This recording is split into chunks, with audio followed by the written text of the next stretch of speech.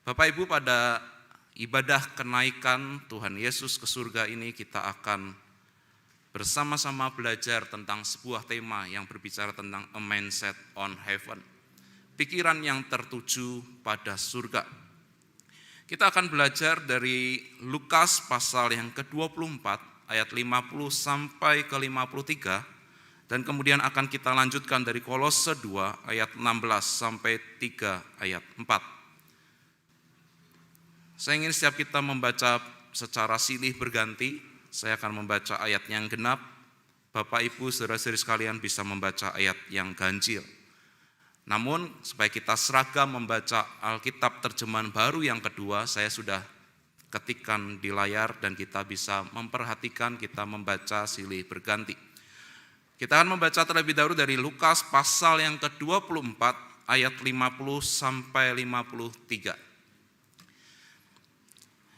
Saya akan membacakan ayat yang genap, Bapak Ibu minta tolong membaca ayat yang ganjil. Yesus membawa mereka keluar kota sampai dekat Betania. Di situ ia mengangkat tangannya dan memberkati mereka.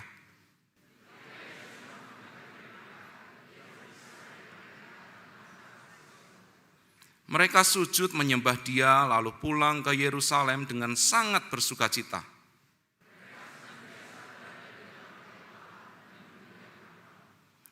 Kita akan lanjut dari Kolose 2 ayat 16 sampai 23. Karena itu jangan biarkan orang menghakimi kamu mengenai makanan dan minuman atau mengenai hari raya, bulan baru ataupun hari Sabat.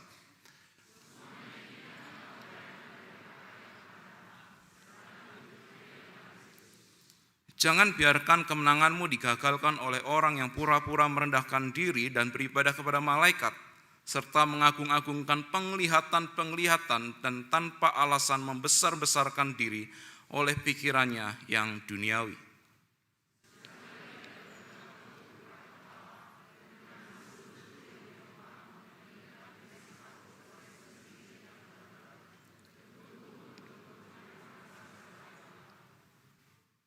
Apabila kamu telah mati bersama-sama dengan Kristus dan bebas dari roh-roh dunia, mengapa kamu menaklukkan dirimu pada berbagai peraturan seolah-olah kamu masih hidup di dunia?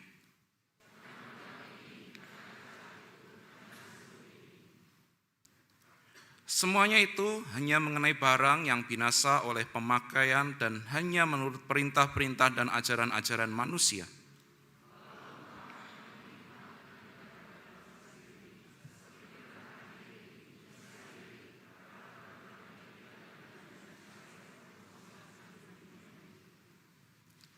Kita lanjut dari pasal 3 ayat 1 sampai 4. Saya membacakan yang ganjil, Bapak Ibu akan membacakan yang genap. Karena itu apabila kamu dibangkitkan bersama dengan Kristus, carilah hal-hal yang di atas di mana Kristus ada duduk di sebelah kanan Allah. Sebab kamu telah mati dan hidupmu tersembunyi bersama dengan Kristus di dalam Allah.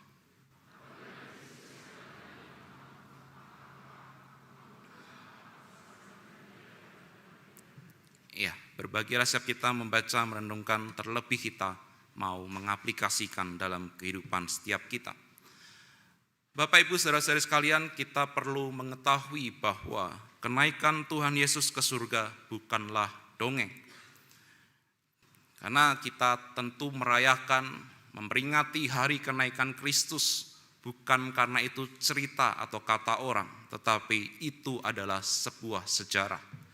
Mengapa saya bisa katakan itu sebuah sejarah dan kita yakin bahwa itu sejarah?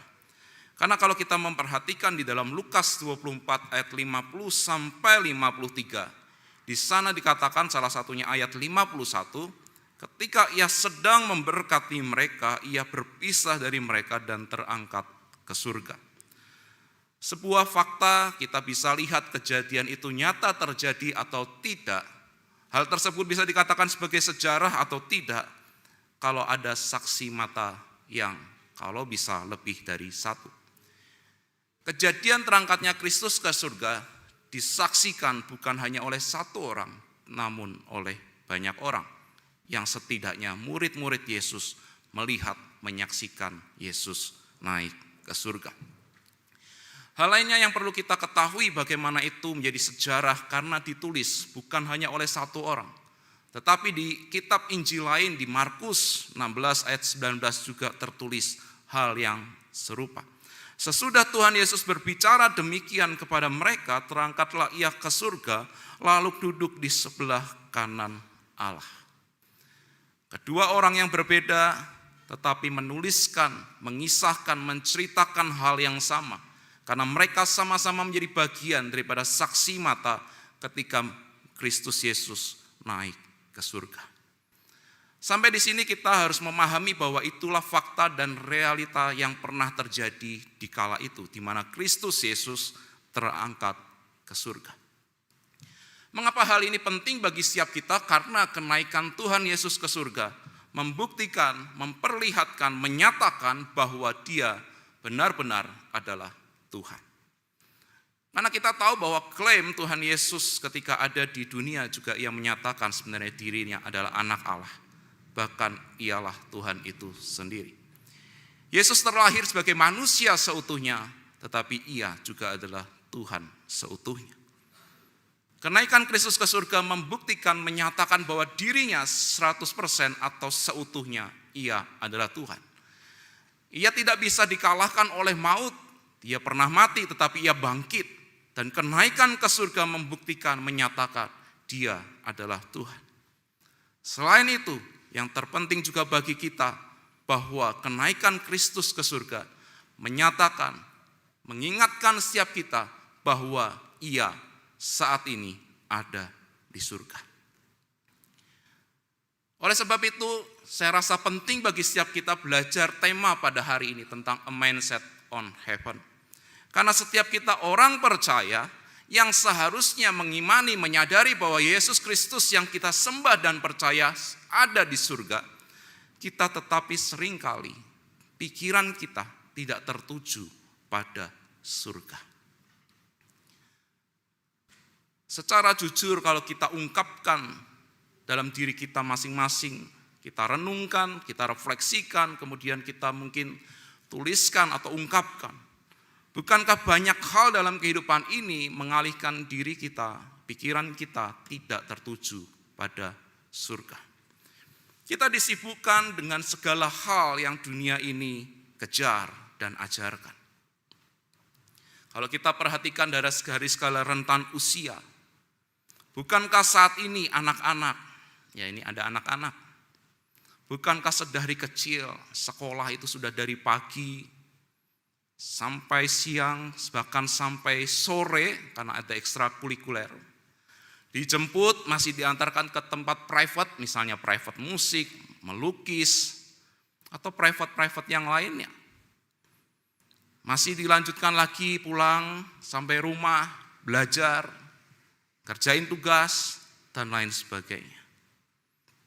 Demikian pula orang tua yang sudah bekerja tentunya, tapi juga tentunya masih ada yang sekalipun sudah memiliki anak juga sekolah, juga studi. Belajar S1, S2, S3, profesor, terus. Pagi kerja, di sela-selain dengan kuliah. Bahkan opa-oma yang seharusnya bisa bersenang-senang menikmati masa tua, harus menjadi babysitter ketika sudah tua, yaitu merawat anak daripada anaknya atau cucunya. Kesibukan hari demi hari membuat orang tidak bisa mengarahkan pikiran tertuju pada surga. Pikiran kita banyak kali sadar tidak sadar tertuju pada hal-hal yang dunia berikan pada setiap kita. Sibuk sekolah, sibuk bekerja. Bagi yang kerja, sibuk mencari bagaimana jenjang karir di perusahaan tempat dia bekerja. Sudah jadi staf, mau menjadi yang lebih tinggi dan lebih tinggi lagi. Bagi yang punya perusahaan, omset awalnya mungkin 1 juta, puji Tuhan. Lama-lama enggak puas, 10 juta kurang, 100 juta kurang, sampai 1 triliun pun kurang. Dan akhirnya, bukankah banyak orang membenarkan segala cara untuk mencapai yang dia inginkan. Pikiran orang banyak hal menjadi tidak lagi tertuju kepada surga, tetapi tertuju kepada keinginan diri sendiri, keinginan keduniawian yang ada di dalam dirinya. Dari anak-anak sudah diajarkan untuk terus mengejar prestasi, tidak salah, nanti kita akan tahu sebenarnya hal tersebut juga enggak salah. Tetapi itu yang menjadi dikejar, menjadi fokusnya, dia harus belajar mati-matian, les ini dan les itu, pokoknya harus jadi juara, minggu ikut lomba dan lain sebagainya. Kemudian para pekerja yang sudah bekerja, terus-menerus bekerja, sikut kanan, sikut kiri untuk bisa mencapai level tertinggi di perusahaan. Bagi pengusaha, bagaimana caranya memberitakan hoax-hoax tentang lawan bisnisnya, supaya lawan bisnisnya jatuh, dan dia bisa menang sendiri. Bapak Ibu saudara-saudari sekalian, banyak orang ketika ditanya, maukah memikirkan surga? Maukah memikirkan Kristus? Bukankah banyak orang berkata, jangan sekarang, nanti kalau sudah tua. Betul ya, banyak yang begitu, betul? Contoh sederhana ketika ditawari pelayanan. Oh nanti Pak, saya masih sibuk Pak sekolah bagi anak-anak remaja. Anak-anak sekolah minggu pun ditanya, ayo pelayanan, belum bisa Pak. Aduh Pak, jam itu, hari itu saya les. Sabtu deh latihan. Wah nggak bisa Pak, private ini, private itu Pak. Ketika sudah remaja juga sama. Maaf Pak, sibuk cari pacar Pak. Itu jadwalnya Pak untuk ngedate Pak. Kalau nggak ngedate nggak seru Pak. Waktunya habis Senin sampai Senin lagi nggak bisa pacaran Pak. Udah pemuda sama Pak, sibuk cari kerja Pak. Karir saya ini Pak yang penting Pak. Nantilah Pak kalau sudah mapan. Sudah mapan, waduh Pak nanti Pak. Ini nanggung Pak. Satu lagi Pak jadi presiden direktur Pak. Sudah omset 100 juta, nanti Pak, nanggung Pak, ini kan buka lapangan usaha buat banyak orang Pak. Wah itu ya gayanya ya, gayanya rohani. Begitu sudah stroke, Pak saya mau melayani, mau pelayanan apa?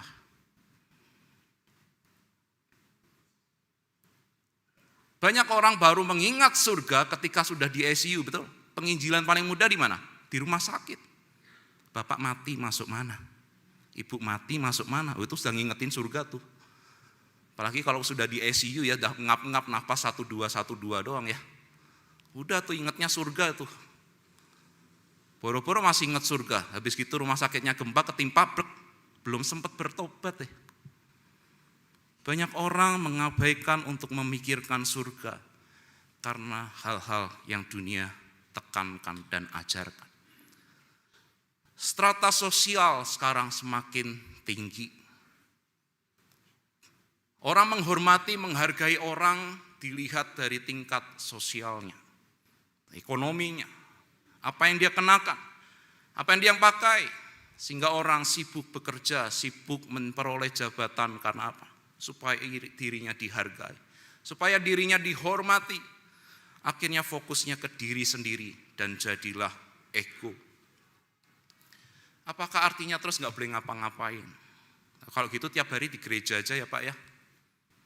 Berlutut tiap hari di gereja, di kursi gereja, berlutut, berdoa, nggak usah ngapa-ngapain. Saya tidak ingin berkata demikian. Kita harus mengarahkan pikiran kita tertuju kepada surga, bukan berarti kita tidak boleh ngapa-ngapain. Tetapi kita harus melakukan apapun dengan pikiran yang tetap tertuju pada surga. Yang penting adalah pikiran kita tertujunya kemana. Karena sekalipun kita melakukan pelayanan di dalam konteks di gereja, kita beribadah seperti hari ini. Hari Minggu, mungkin pembinaan ikut STUJK. Ada kelas katekisasi, ada latihan pelayan ibadah. Kalau diurutkan, Senin sampai Senin mungkin kurang hari untuk di gereja ini. Oh, saya kan sudah memikirkan gereja Pak. Saya sudah pelayanan, Saya sudah ikut pembinaan ini dan itu. Saya ikut latihan Pak, pelayanan. Bapak Ibu, sekalipun hal tersebut dilakukan dalam konteks di gereja, belum tentu pikiran tertuju kepada surga ataupun Kristus. Segala aktivitas dan kegiatan bahkan yang dilakukan di gereja sekalipun justru bisa menjebak kita untuk tidak memikirkan surga, tetapi memikirkan konteks pengetahuan mengisi otak kita, tetapi tidak mengisi hal rohani kita. Fokus, latihan, capek pembinaan, dan akhirnya di mana Kristus dan surga itu kita tidak pikirkan. Itulah ironi. Tampaknya di gereja, tetapi tidak memikirkan surga. Yang dipikir apa? Pak, itu liturgosnya Pak, roknya terlalu pendek. Itu Pak, singernya pakai sandal Pak. Pak, itu Pak, lagunya Pak, ada kata ini, kata itu yang harusnya kan nggak boleh Pak. Fokusnya itu Bapak Ibu, bukan surga, bukan Kristus. Tetapi mencari kesalahan-kesalahan supaya bisa dikritik dan menimbulkan pertikaian. Dan apakah itu memikirkan surga? Kita seringkali memperhatikan apa yang orang kenakan, apa yang gereja pujian nyanyikan, tetapi tidak memikirkan surga. Hanya membaca chat, tersinggung. Membalas, tersinggung. Buat kubu-kubuan. Ya. Yang pada akhirnya, di mana surga? Kita akan hari ini belajar dari surat Kolose. Apa yang seharusnya kita lakukan sebagai orang percaya? Jemaat Kolose adalah jemaat yang didirikan oleh atau dirintis ya oleh seorang bernama Epafras. Paulus menuliskan surat kepada jemaat di Kolose bukan berarti Paulus mendirikan jemaat tersebut, tetapi Epafras lah yang merintis jemaat di Kolose. Epafras memberitakan Injil. Dan kemudian ketika Epafras mengunjungi Paulus di penjara, Epafras menyampaikan apa yang terjadi dengan kehidupan jemaat di Kolose. Paulus mendengarkan semua keluh kesah, mendengarkan apa yang disampaikan oleh Epafras dengan baik-baik. Dan Paulus menuliskan surat Kolose ini untuk disampaikan kepada orang-orang percaya yang ada di Kolose.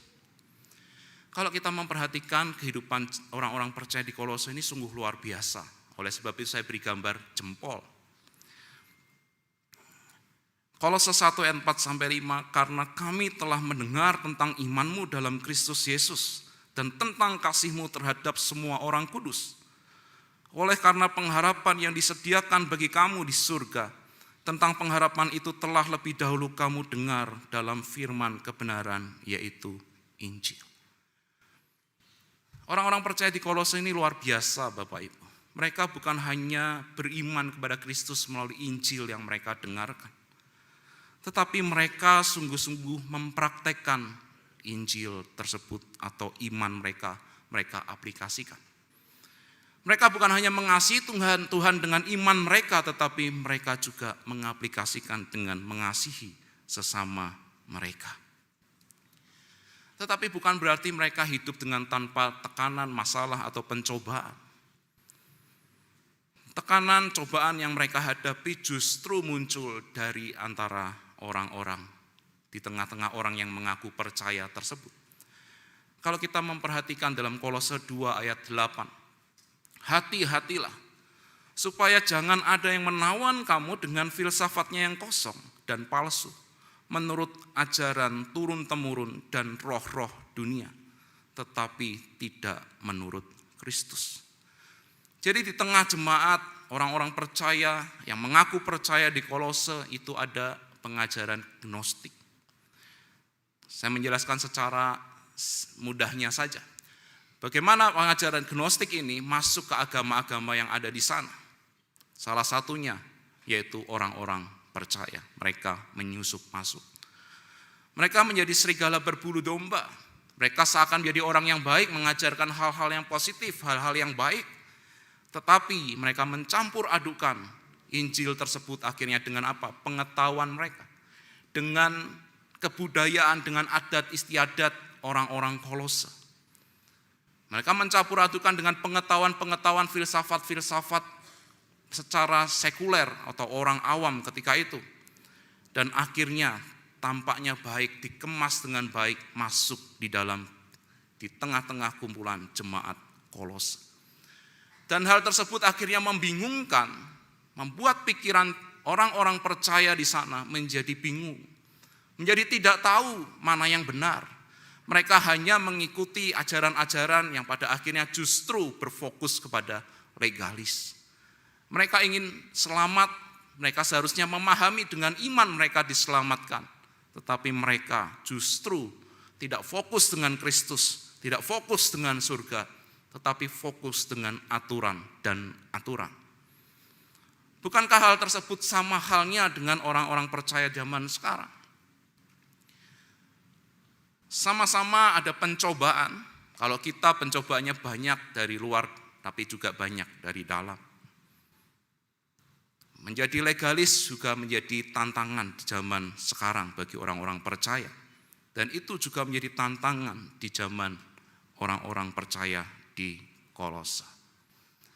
Saya katakan bahwa serupa tapi tidak sama.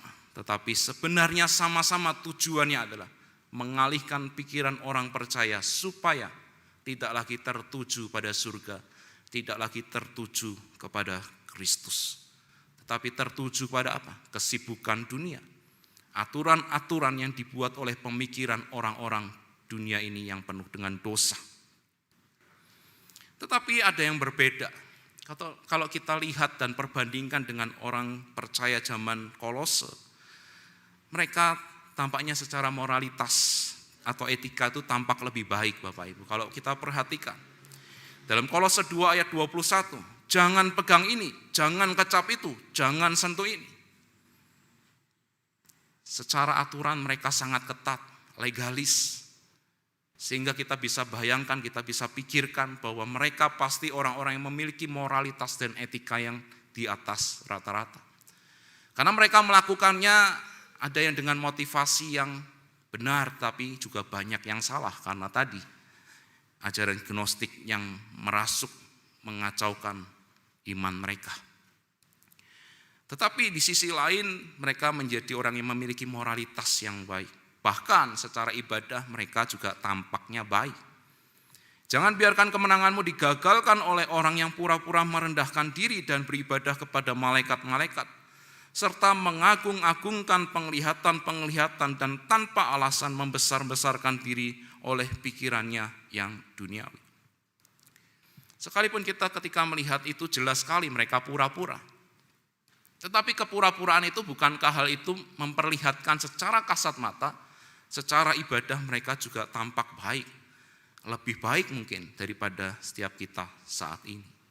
Secara moral baik, etikanya baik, secara ibadah tampak baik, saya katakan tampak baik. Tetapi pada dasarnya semua itu ingin satu tujuannya, yaitu mengalihkan pikiran kita supaya tidak lagi tertuju kepada surga. Tetapi sebenarnya apa sih pentingnya dari tadi diulang-ulang mengarahkan pikiran tertuju pada surga atau tertuju pada Kristus? Apa pentingnya kita mengarahkan pikiran kita tertuju kepada surga? Poin yang kita harus ingat, mengapa penting? Karena Kristus adalah kepala kita. Mari kita baca bersama-sama ayat yang tertulis di layar. Kolose 1 ayat 18, 1, 2, 3. Dialah kepala tubuh, yaitu gereja. Dialah yang sulung, yang pertama bangkit dari antara orang mati, sehingga dialah yang lebih utama dalam segala sesuatu. Jelas sekali dialah kepala tubuh, dialah yang sulung, dialah yang lebih utama dalam segala sesuatu. Kalau kita juga memperhatikan di Kolose 2 ayat 18 sampai 19. Jangan biarkan kemenanganmu digagalkan oleh orang yang pura-pura merendahkan diri dan beribadah kepada malaikat, serta mengagung-agungkan penglihatan-penglihatan dan tanpa alasan membesar-besarkan diri oleh pikirannya yang duniawi. Sedang ia tidak berpegang teguh kepada kepala. Dari manakah seluruh tubuh yang ditopang dan diikat menjadi satu oleh sendi-sendi dan urat-urat bertumbuh menurut pertumbuhan yang berasal dari Allah. Jelas sekali bahwa yang terpenting bagi kita orang percaya adalah terkoneksi dengan kepala kita. Kita sebagai orang percaya seperti yang tadi saya katakan, apakah berarti nggak boleh melakukan ini, nggak boleh melakukan itu, nggak boleh ngapa-ngapain? Tidak. Mengarahkan pikiran tertuju pada Kristus artinya di dalam segala hal kita melakukan apapun, jangan pernah lupa bahwa kepala kita adalah Kristus, bukan diri kita sendiri. Kita harus terkoneksi selalu dengan kepala kita. Ketika Kristus mengorbankan dirinya ketika ia bangkit bagi setiap kita. Artinya setiap kita menjadi bagian dalam satu tubuh Kristus. Dan dia adalah kepala daripada setiap kita orang percaya. Jadi jangan pernah sampai kita tidak terkoneksi dengan kepala kita. Di dalam Kolose 2 ayat 23. Walaupun tampaknya penuh hikmat dengan ibadah buatan sendiri. Seperti merendahkan diri, menyiksa diri, peraturan-peraturan ini tidak ada gunanya selain untuk memuaskan hal-hal duniawi. Bahkan ketika kita beribadah sekalipun, ketika kita melayani, ketika kita menjadi bagian daripada orang percaya, kita jangan merasa bahwa aku sudah mengarahkan pikiran tertuju pada Kristus. Caranya bagaimana tahu? Ketika kita duduk di tempat ini, ketika kita menyanyi, ketika kita mendengar khotbah, di mana pikiran kita? Benarkah kita mendengarkan firman? Benarkah ketika kita memuji Tuhan, kita memujikan itu tertuju pada Kristus Yesus yang kita sembah dan percayai? Atau pikiran kita, wah nanti ada games, lomba nih sudah ngapalin lagu, gitu ya? Nggak boleh tahu ya, hari ini lombanya apa ya? Ada bocoran jadinya ya. Ya, jadi nanti mau ada lomba. Wah nanti ketemu teman. Wah ketemu nih yang bisa dilirik-lirik nih bagi anak remaja gitu ya. Atau wah nanti yang main musik si ini, si itu, wah yang singer ini dan itu. Atau mikirnya, wah habis ibadah bisa ke Lembang ini. Udah mikirnya kemana-mana. Enggak lagi mikirin surga, mikirinnya apa? Ya liburan, bersenang-senang, kumpul keluarga. Di mana Tuhan? Enggak kepikir. Yang penting sudah menjalankan kewajiban ibadah, habis itu kemana saja aku mau. Ya terserah aku, gitu ya, betul ya? Semoga tidak demikian. Ketika kita melihat anggota tubuh kita selalu terkoneksi dengan apa yang diperintahkan yang ada di kepala kita. Coba bayangkan ketika kita mau ngangkat tangan kanan yang terangkat tangan kiri. Atau mau ngangkat tangan kanan yang terangkat kaki kanan. Kita seringkali menjadi orang-orang percaya yang demikian. Sadar tidak sadar kita seringkali begitu. Ngangkat kaki kanan, tapi yang terangkat kaki kiri.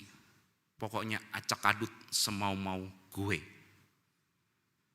Yang akhirnya apa? Berantem, lu kok ngangkat sih? Harusnya kan gua.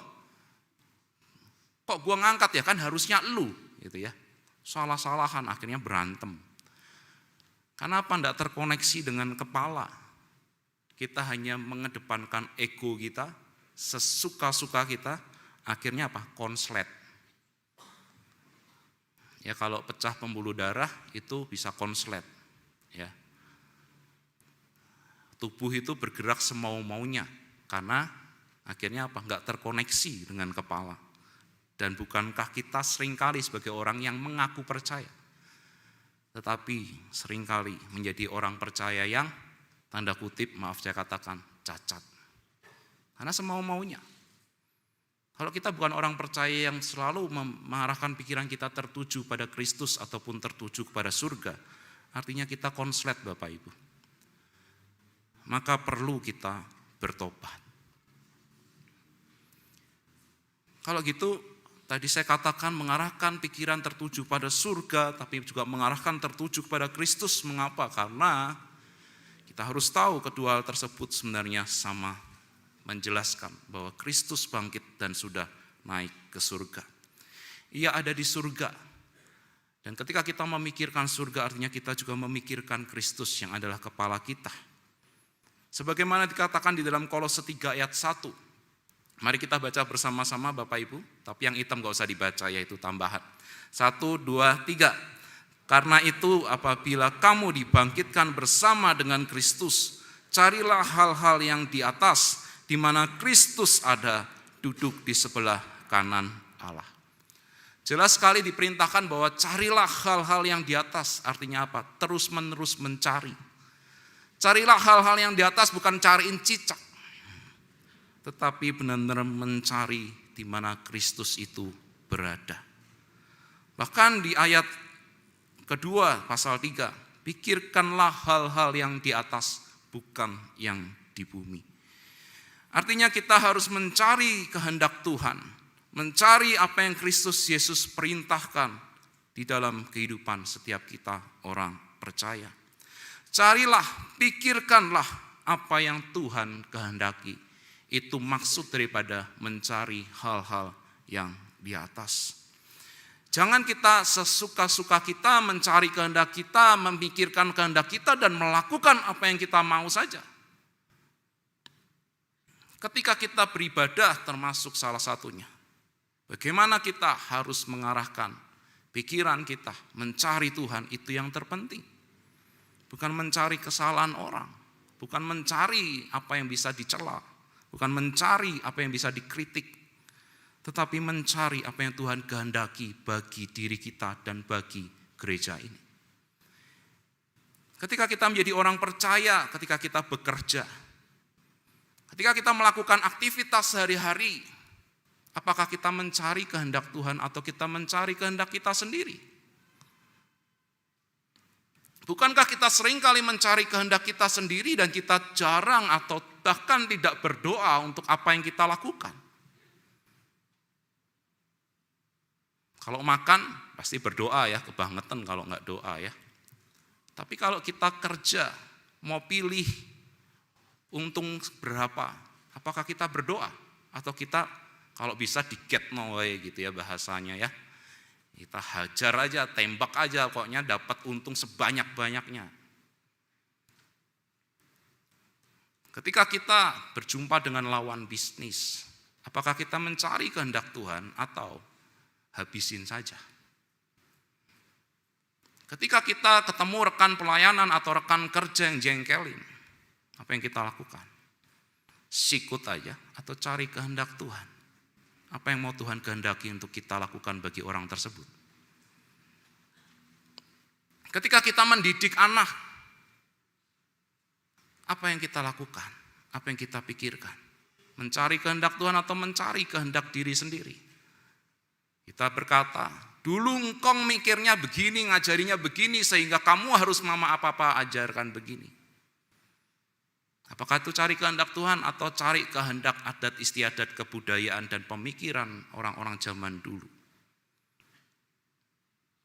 Ketika menjadi anak-anak atau masih menjadi anak-anak, apa yang ketika kita lakukan dengan orang tua? Apakah kita mencari kehendak Tuhan atau sesuka kita? Yang penting saya senang, yang penting saya enjoy, apapun yang diperintahkan orang tua bisa saya lawan. Kita seringkali ingin mengikuti kehendak kita sendiri, tidak mengikuti kehendak Tuhan. Pikiran kita hanya tertuju bagaimana aku senang, bagaimana aku puas, bagaimana aku bisa tertawa, dan lain sebagainya. Kalau kita pernah menggunakan Google Map, kepala kita tentu tertujunya kepada misalnya Google Map, ini contohnya, memberikan arah. Pernahkah kita karena sudah autopilot ya, Saya pernah, karena kebiasaannya ke gereja kan keluarnya tol Paster ya dari KBP. Mau ke rumah mertua, udah ada Google Map atau mau ke tempat lain. Karena keseringan ke gereja akhirnya apa? Menjauhnya ke keluar tol Paster, harusnya masih lurus. Itu kalau kita nggak terkoneksi itu begitu, apalagi kalau ibu-ibu lagi masak. Pernahkah kita mencuci beras yang kita buang berasnya? Yang tertawa berarti pernah ya. Kupas bawang, kulitnya kita masukkan ke wajan, bawangnya kita buang sampah. Kita seringkali menjadi orang percaya seperti itu. Kita lakukan tampaknya bisa jadi juga baik. Tetapi baik itu belum tentu benar kalau tidak seturut kehendak Tuhan. Apapun yang kita lakukan tampaknya baik, misalnya juga memberi ke orang yang membutuhkan, tampaknya baik. Tapi kalau tidak sesuai kehendak Tuhan, yang baik tidak bisa jadi tidak benar. Terkoneksi dengan kepala itu sangat penting bagi setiap kita orang percaya. Mari kita pikirkan dan mencari apa yang Tuhan Yesus kehendaki untuk kita lakukan. Pikirkan, bukan berarti mikir doang, tapi lakukanlah kehendaknya. Apakah berfokus pada Kristus hanya untuk melakukan kehendak Tuhan? Itu salah satunya. Tetapi di balik ketika kita memikirkan Kristus dan memikirkan apa yang Tuhan kehendaki, ketika kita berfokus kepada surga, kita sebenarnya di balik selain daripada melakukan kehendak Tuhan, ada di baliknya yaitu apa? Pengharapan besar ketika kita memikirkan surga. Kok bisa? Ketika kita memikirkan Kristus yang ada di surga, artinya kita menyadari bahwa Kristus tidak lagi dibatasi ruang dan waktu. Banyak orang ketika itu ingin menjumpai Yesus ketika Kristus Yesus ada di dunia ini untuk melayani. Bukankah Sakeus harus menerobos kerumunan orang untuk bisa menjumpai Kristus? Dia harus berdesak-desakan, mungkin dia harus dihina orang karena dasar lu pendek. Tetapi ia tetap terobos untuk bisa menjumpai Kristus. Sekalipun ia waktu itu tidak terlalu tahu banyak tentang Kristus. Tetapi betapa sukarnya ia untuk berjumpa dengan Kristus. Bukankah ribuan orang ketika menjumpai Kristus, ia harus menempuh perjalanan bahkan mengelilingi danau untuk bisa menjumpai Yesus? Bukankah kita sekarang mendapatkan privilege yang luar biasa? Kita sekarang bisa kapanpun berkomunikasi dengannya, dimanapun dan kapanpun. Bahkan ketika kita sedang bekerja, ketika kita sedang mengendarai motor ataupun mobil kita, ketika kita sedang bahkan maaf kata ada di kamar mandi, ketika kita ada dimanapun, di sekolah, ketika kita sedang di rumah, ketika kita sedang belajar, sedang bekerja, sedang menjalankan usaha, Tuhan ada di sana. Kristus Yesus siap mendengarkan kita kapanpun. Kalau kita memperhatikan Kolose 3 ayat 1, di mana Kristus ada duduk di sebelah kanan Allah. Ada sebuah buku berstatement demikian, Kristus yang telah naik ke surga, menempati wilayah aksesibilitas ilahi, di mana sepanjang waktu dan semua tempat terbuka untuk kehadirannya. Inilah privilege bagi setiap kita orang percaya. Tetapi privilege ini seringkali kita tidak pergunakan, tidak pakai dengan baik. Karena terlalu mudah kita menjadi tidak memikirkannya. Karena terlalu mudah kita seringkali tidak mau bertanya padanya. Karena terlalu mudah justru membuat kita menjadi enggan untuk menyapa dirinya. Padahal ia ada selalu untuk kita. Selain di mana kita peroleh pengharapan karena akses kita menjadi lebih mudah. Satu hal lain, karena juga Kristus memiliki otoritas dalam kehidupan kita. Kalau di dalam Matius 28 ayat 18 di sana dikatakan, kepadaku telah diberikan segala kuasa di surga dan di bumi. Dan di ayat yang pertama tadi kita sudah baca, duduk di sebelah kanan Allah. Duduk di sebelah kanan Allah menandakan bahwa ia memiliki otoritas. Di mana ketika ia lahir di dunia, ia melayani, memberitakan Injil. Dan ia mengabarkan bahwa percayalah kepadanya. Dia memiliki otoritas untuk mengampuni, untuk menyelamatkan kita, untuk menebus kita. Dan hal tersebut ketika ia naik ke surga, semakin kita diyakinkan bahwa otoritas itu bukan hanya sekedar apa yang ia ucapkan ketika ia ada di dunia ini, tetapi itu otoritas, kuasa yang akan menjamin kita bahwa kelak kita juga akan bersamanya di surga. Jika dosa saja ia sanggup, di mana kita yang ditawan, diperbudak, yang kita harusnya binasa, ia saja sanggup tebus setiap kita. Terlebih masalah yang kita hadapi. Ketika kita di dalam kehidupan ini tentu ada masalah, ada pergumulan, banyak hal yang menekan kita. Ketika kita beroleh pengharapan bahwa kita telah ditebus, kita telah diselamatkan. Ini adalah sebuah pengharapan besar bagi setiap kita orang percaya. Ini adalah sebuah jaminan sehingga ketika tetap ada masalah untuk kita hadapi, percayalah, jika ia sanggup menyelamatkan kita, ia pasti juga sanggup menyelesaikan masalah kita jika ia mengizinkan hal tersebut untuk ia ambil. Tetapi jika Tuhan tetap mengizinkan untuk kita menghadapi masalah, percayalah, bukan berarti Tuhan jahat, tetapi itulah cara Tuhan menjaga setiap kita, supaya kita tetap bergantung kepadanya. Bapak, Ibu, saudara-saudari sekalian, percayalah bahwa kelak kita akan bersama-sama dengannya di surga. Percayalah bahwa Kristus Yesus yang kita percayai dan kita sembah, dialah yang berotoritas, dialah Tuhan yang ada untuk kita kapanpun kita ingin menjumpainya.